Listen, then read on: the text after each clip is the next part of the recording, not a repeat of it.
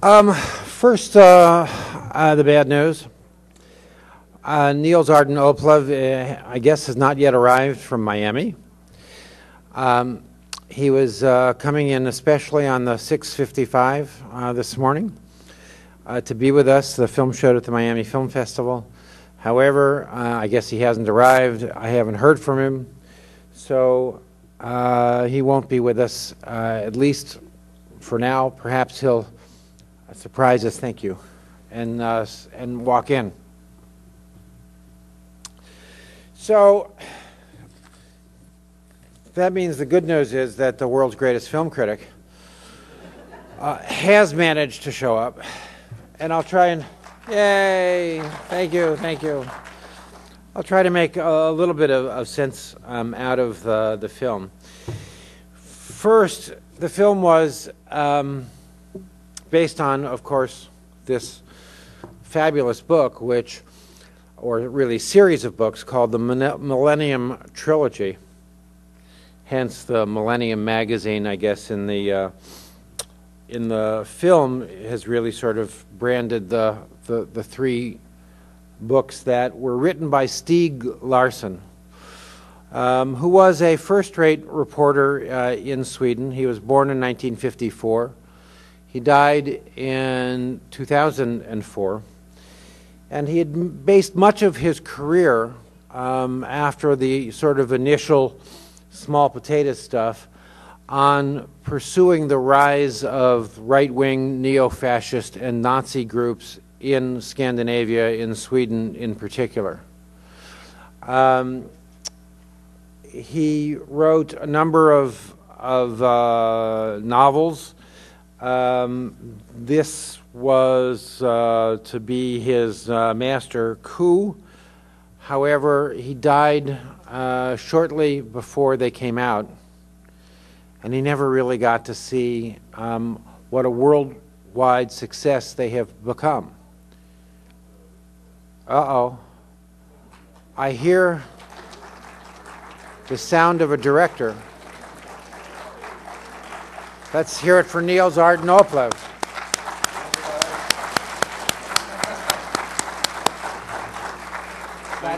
Have a seat. We have mics for the two of us. Okay, we'll dump this here. Yeah. Take a serve. Sorry for being late, but I just stepped off the plane from Miami, from the film festival there. So I took the 6:55 out of Miami, but they were delayed, so they were flying all kind of other places. So it became a little hectic, but we had a very good screening down there. So how do you want to do this? The second wireless mic isn't working so well, so have a seat, Niels. Okay. You saved me. I just told them that I was the world's greatest film critic and that they were fortunate to have me, and I didn't have to prove it. So I'm glad that that you're here. Okay, that's working. How many in here read the book? Okay, and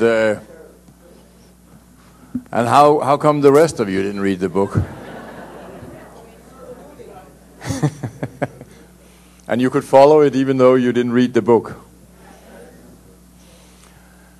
So what do you want to talk about, or do you want to do questions? Well, we're going to open it up to them, but let's talk a little bit about it, because there are things. This is the second time I saw it. I saw it at the Palm Springs Film Festival, where it won the best film. It won the best actress for Noomi, I can't say her last name. Rapace. And it won the Audience Award, which means, it was the most popular film there. And I think it's really the only American festival that it's been in, right? It was Palm Springs? It's been in Portland Film Festival here, where it also won the Audience Award. Okay. And then Miami. What was great? Hampton. Actually, Hampton too, so yeah. In the Hamptons? Yeah. All right, so what was great to see it a second time is that a lot of the things sort of filtered up to me that I really hadn't thought about the first time, because I was so engrossed in the forward action of uncovering the deep, dark sort of past. The first thing is that I didn't stop to realize that in some part this was a movie that's sort of wrapped in a journalistic bookends, that the story really sort of traces, is a descendant in a way of all the president's men, where journalists become the investigators, they become the cops.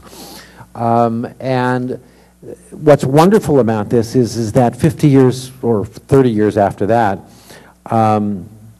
this really captures the sort of journalistic zeitgeist, because now journalism is disgraced, it's ruined, it's overreached itself, it has become the enemy, and so it needs redemption. And that this is a character who, in fact, in practicing his profession, the profession has been disgraced, and he's seeking a restoration. So why don't you talk to us a little bit about, before we lead into all the Heart of Darkness stuff, let's go, for the light stuff, about the genre movie that it starts as, which is a journalistic buddy movie for the 2000s. Well, there was an American film producer here that in New York the other day that referred to my friend the journalist, and since she said a dying profession, and I thought that was kind of scary. Blomqvist, of course, is a character. He's a classic investigating character. He's what I call a Swedish Günter Wallraff. If there's any of you that know who Günter Wallraff was out of Germany in the 80s, he was the one that infiltrated the Springer company's terrible newspaper, Bild Zeitung, and worked as a journalist undercover there for years and wrote a book about it, which I think is called The Man Who Was Hans Messer at Bild, and it caused a scandal, and the Springer company tried to kill him, I think, because of it. It was like they were ruthless people.